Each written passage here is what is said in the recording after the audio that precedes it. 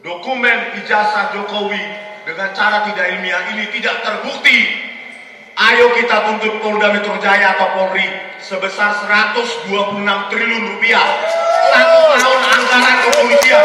Jangan main-main kalian mendukung kami. Hanya karena kalian punya kuasa untuk menangkap dan menahan. Setuju. 2 hari menjelang 13 November, hari Kamis, ya. Sedih.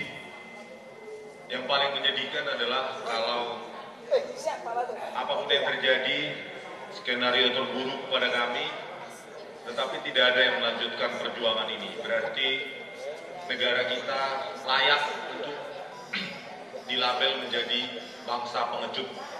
Takut sih dengan Joko Widodo dan dinastinya. Padahal kita baru merayakan 10 November kemarin, memperingati, menghayati nilai-nilai pengorbanan yang luar biasa dari para pahlawan kita. Ayo semua anak-anak bangsa dari muda sampai tua, jangan mau kita diinjak-injak oleh dinasti Jokowi ini. Memang mereka siapa? Dia siapa? Ya. Oke, pertama, pernyataan saya pertama adalah hanya ada 2 kemungkinan. Saya tambahin dari pernyataan Bang Said Didu. Hanya Bang Said Didu atau Bang Geis ya. Hanya ada 2 kemungkinan orang yang lupa wajah dan nama dari dosen pembimbing skripsinya. Yang pertama orang gila, yang kedua adalah penipu. Bagi mereka yang pernah kuliah, jangankan wajah, nama itu selalu dikenal. Karena tanpa nama pembimbing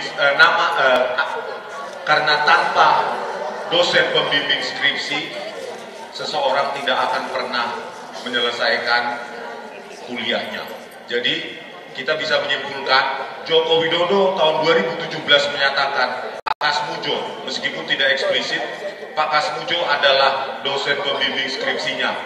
8 tahun kemudian dikoreksi menjadi hanya dosen pembimbing akademik, lalu dikoreksi lagi menjadi dosen pembimbing saja. Coba bayangkan. Dari situ saja, kalau kita back to square one, kembali ke nol, mereka-mereka di Indonesia ini jutaan yang sudah pernah skripsi, lulus sarjana. Dari 2017 dikoreksi 2025, sudah confirm dia itu tidak pernah meluluskan sarjana dari UGM. Yang kedua,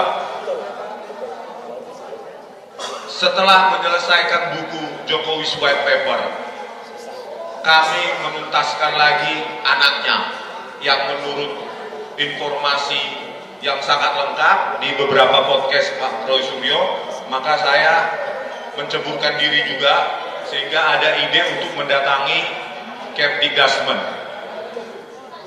Saya yakin ya penersangkaan kami tidak lepas dari upaya-upaya kami mendatangi bersama Pak Roy Suryo, Bu Tifa dan Bang Jagi dan lainnya, Bang Menu, bahwa kami mendapatkan informasi yang sangat krusial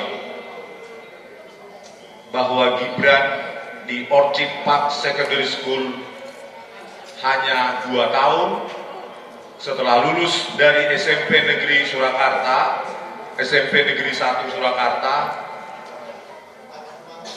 di Orchid Park Secondary School kembali lagi ke kelas 9. Lulus dari SMP Negeri 1 Surakarta kelas 9 ke Singapura kelas 9. 2 tahun berarti kelas 9 kelas 10 alias kelas 1 SMA. Lalu kemudian katanya Gibran mengikuti UTS Insert, langsung masuk ke program diploma yang menurut buku yang sedang kami tuntaskan, ya, referensinya itu ada di web archive UTS Insert tahun 2004, bahwa ketika seseorang masuk ke program diploma di UTS Insert, maka dia harus selesai kelas 12. Jadi menurut Dr. Eko Susanto di Sekretaris Kementerian Pendidikan Dasar dan Menengah, itulah yang disetarakan kelas 1 SMA plus diploma ujungnya jadi SMK. Ini negara sebesar ini kok gobloknya luar biasa ya. Goblok bener. Iya bener goblok, bener goblok. Kelas 1 SMA plus diploma, hasilnya SMK bidang akuntansi dan keuangan. Goblok bener. Makanya di buku ini saya jelaskan juga, nanti dituntaskan oleh Bu Tipa dan Pak Roy. Mungkin dipaket dalam buku apa? Judulnya Gibran Black Paper. Jadi apapun yang terjadi, sebarluaskan buku itu, ya. Jangan sampai orang inkompeten ini yang hanya sampai kelas 1 SMA bisa jadi presiden 2029.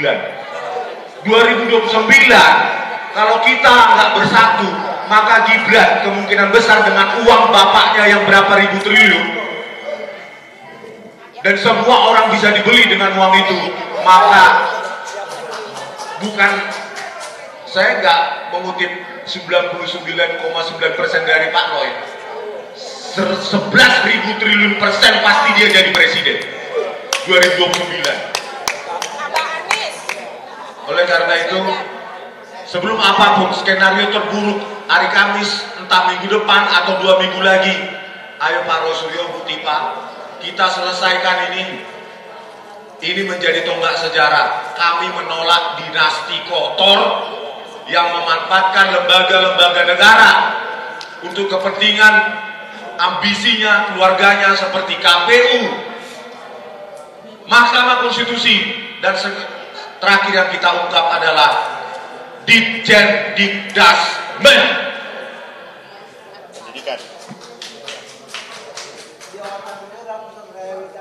Besok hari Kamis kami dituduh mengedit, memanipulasi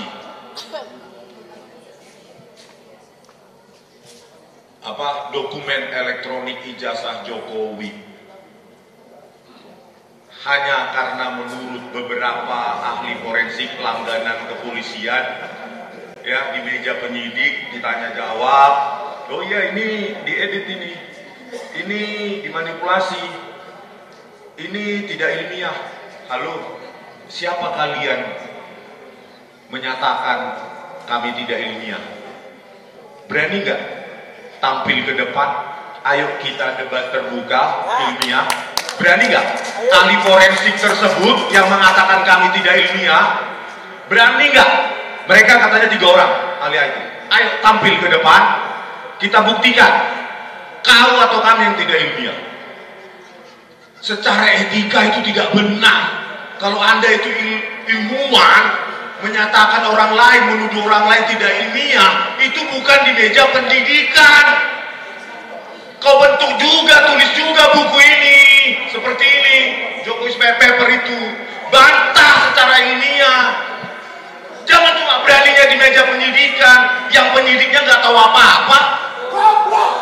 Kan goblok itu.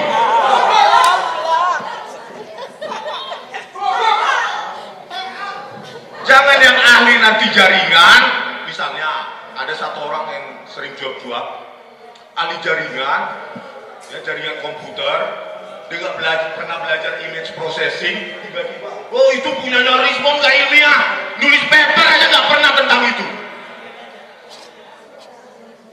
Nanti kita buktikan, kita telanjangi kau di pengadilan, kalau sampai ke pengadilan. Bagaimana mungkin kepolisian di Republik Indonesia ini bisa menentukan sesuatu ilmiah atau tidak ilmiah?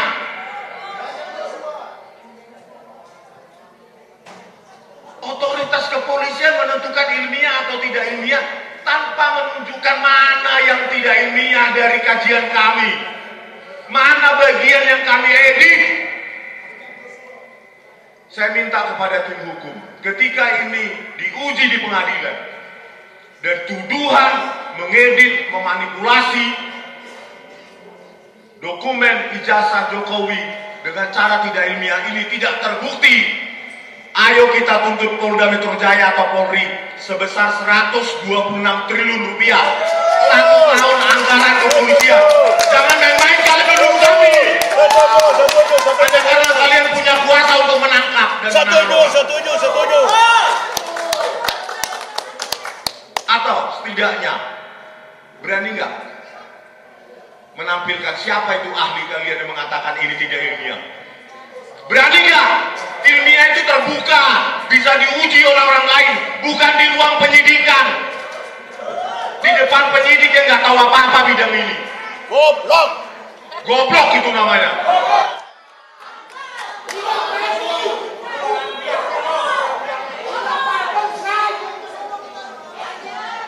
Kalau mengubah, ya, kalau mengubah itu dilakukan laboratorium komputer forensik Polri, otaknya Tito Karnavian, Krisnamurti, Muhammad Walazar itu mengubah pakai software gratisan, video tajam jadi video kabur, itulah mereka tangkap.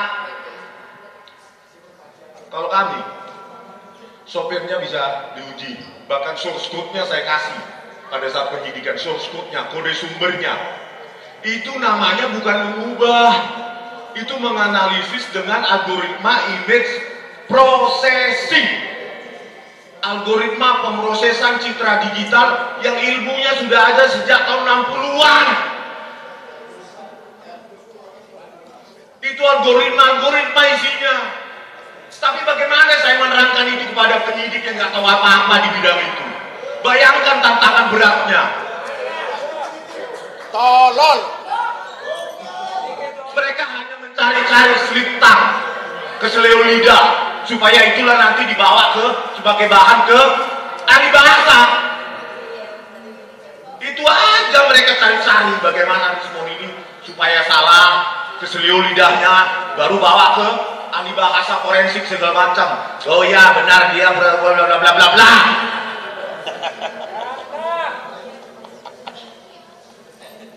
Seharusnya penyidik itu ditemani oleh ahli bidang yang sama. Atau besok tanggal 13 hari Kamis, coba 3 ahli forensik IT itu berada bersama dengan penyidiknya. Ya. Gitu yang benar. Betul, betul. Mana yang dikatakan tidak ilmiah, mana yang dikatakan saya mengedit, mana yang dikatakan saya memanipulasi, gitu loh. Dengarkan dua pihak. Goblok. Tolol. Sekian dulu, jadi kembali back square one. Yang paling menyedihkan bukan skenario terburuk pada kami. Yang paling menyedihkan adalah kalau perjuangan ini mati dan kami hanya dilupakan secara sia-sia. Entah di mana kami saat itu berada. Oke, terima kasih. Lanjutkan perjuangan. Merdeka. Merdeka. Ya. Kalau yang mempermasalahkan ijazah UGM itu orang di luar UGM seperti saya, mungkin kita akan memandang oh itu subjektif, bukan alumni.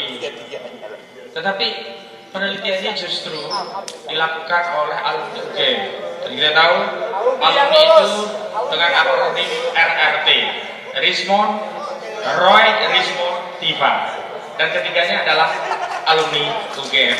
Baiklah, kita pakai selanjutnya Dr. Tifa Usian Biasoma, alumni Universitas Gajah Mada Osli. Dipersilakan.